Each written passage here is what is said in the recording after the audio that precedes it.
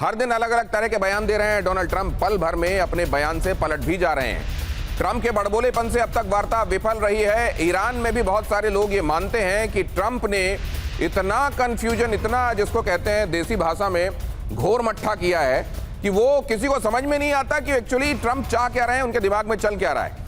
और यहां देखिए, सीज फायर खत्म होने में 30 घंटे, लगभग 30 घंटे अब बाकी हैं और इस्लामाबाद नहीं पहुंचा है अमेरिका का डेलीगेशन अभी तक। ईरान के बारे में तो संशय था, लेकिन इधर से कहा जा रहा था कि हमारा डेलीगेशन पहुंचेगा। हालांकि पहले डोनाल्ड ट्रंप ने कहा जेडी वांस नहीं जाएंगे, बाद में व्हाइट हाउस ने आकर कहा कि नहीं जेडी वांस जा रहे हैं। वहां पर भी देखिए बड़ा कंफ्यूजन था।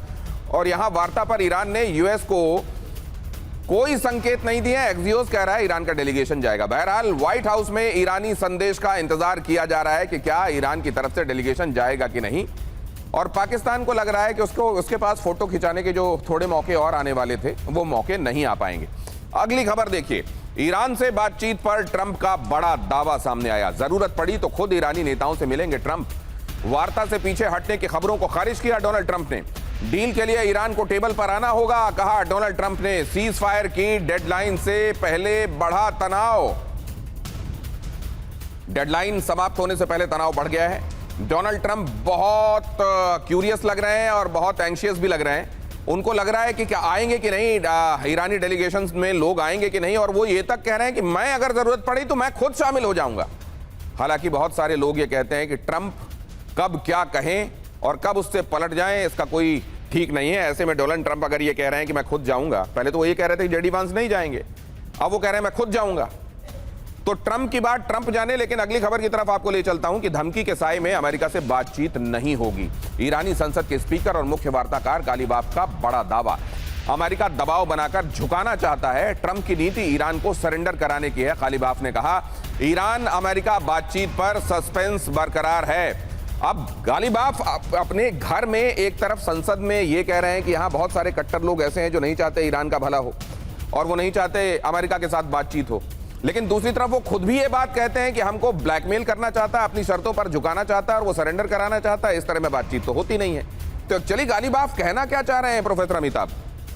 देखिए, दोनों तरफ से इस समय पोस्चरिंग हो रही है और सबको ये पता है कि ये जो टॉक्स होती हैं, जो फाइनल टॉक्स या फाइनल मीडिएशन सीज फायर जब होता है तो एक बैक चैनल भी डिस्कशन चलता रहता है और वो चल रहा है, उसमें ऊपर नीचे हो रहा है। लेकिन इस समय अमेरिका कुछ ज़्यादा ही इंटरेस्टेड लग रहा है सीज फायर के लिए, क्योंकि ट्रंप साहब कहें कि अगर ये फाइनल हो जाता है तो मैं भी ज्वाइन करूंगा वर्चुअली इस्लामाबाद टॉक्स।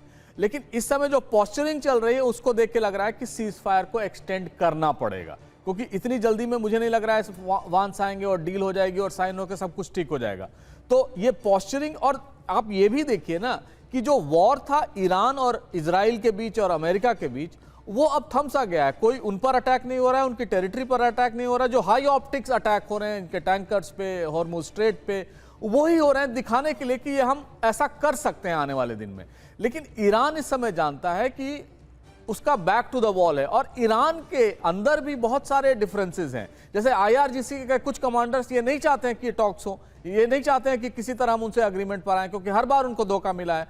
और ईरान में इस समय एक लीडरशिप वैक्यूम है। मुस्तफा खामेनेई कहाँ हैं, कैसे हैं, वो कितना नेगोशिएट कर पा रहे हैं, ये भी नहीं पता है। तो सब संशय की स्थिति में है और जो बॉटम लाइन इन सबका है या एक मिनिमम एजेंडा जो सबका है वो है किसी भी तरह न्यूक्लियराइजेशन ईरान नहीं कर पाएगा। और मुझे लग रहा है उसी पे सबसे ज्यादा संशय है कि इनके जो एनरिच यूरेनियम है, जो कहा जा रहा है 450 किलो के करीब है, 60% से ज्यादा, उसका क्या होगा और क्या रीप्रोसेसिंग दोबारा ईरान कर पाएगा। ये सारी चीजें हैं जिसपे मुझे लग रहा है सारी बातें टिकी हुई हैं। और ये भी चाहता है ईरान की जो सैंक्शंस लगे थे करीब $20 बिलियन, और एक्सियोस ने उस पर रिपोर्ट भी किया है कि वो $20 बिलियन जो सैंक्शंस के पैसे कहीं कहीं उसके फंसे पड़े हैं, क्या अमेरिका उसको वापस घर लाने देगा। तो ये ईरान के लिए एक स्ट्रैटेजी ऐसी। ये जो आप बात कह रहे हैं प्रोफेसर अमिताभ, इसमें एक बात महत्वपूर्ण है। इसी बीच डोनाल्ड ट्रंप का यह कहना कि न जाने कितने बार ईरान ने ऑलरेडी सीज फायर वायलेट किया है।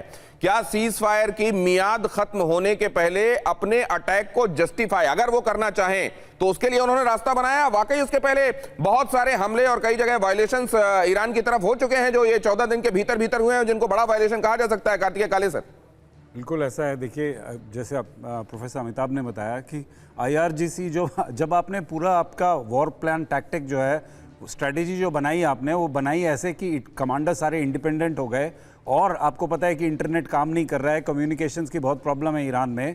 IRGC जो है एक सख्त और एक dedicated Orthodox line of thought पे चल रहा है। जब वो इस लाइन पे चल रहा है तो फिर बहुत मुश्किल हो जाता है कि आप उनकी जो एक्शंस है उसको कंट्रोल कर सको।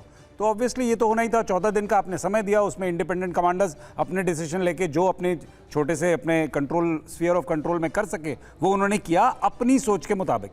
अब ये मान के चलिए कि जो पॉलिटिकल एस्टेब्लिशमेंट है ईरान में, उसकी सोच और जो IRGC की सोच है, वो दोनों में डायमेट्रिक फ़र्क है, जो अभी बीच में कई डिसएग्रीमेंट से हमें बड़े क्लियरली देखने को मिल गया। और इस बात का फ़ायदा जो है वो यूनाइटेड स्टेट्स कंटिन्यूसली उठा रहा है। इकोनॉमिक सिचुएशन ब्लॉकेड के कारण ख़राब होती जा रही है, और जैसे जैसे वो सिचुएशन ख़राब हो जाएगी, इनकी आपस की जो लड़ाई है इसके कारण वीकनेसेस उत्पन्न होंगी, जिसका फ़ायदा फाइनली यूनाइटेड स्टेट्स उठा सकता है। परंतु उसको इसके लिए समय चाहिए, आई थिंक वो समय ही देख रहा है। तो उधर कहा जा रहा है कि असल में ईरान चाहता है कि जितना डिले किया जा सके, इस वॉर को जितना लंबा खींचा जा सके, इस पूरी प्रोसेसेस को जितना लंबा खींचा जा सके, वो ईरान के हक में होगा। इधर दूसरी तरफ एक दूसरा नजरिया अभी कार्तिकेय काले सर आपको बता ही रहे हैं कि असल में अगर अमेरिका इसी तरीके से इसको थोड़ा लंबा खींचता है तो ईरान के अंदर वहां चल रही समस्याओं की वजह से वहां की फॉल्ट लाइंस और उजागर हो जाएंगी। वहां की संसद के भीतर वहां की जो अभी सरकार है, वहां की मशीनरी, वहां की IRGC, इन सब के बीच की जो दरारें हैं वो और ज्यादा बढ़ जाएंगी, और इसका फायदा अमेरिका उठा सकता है।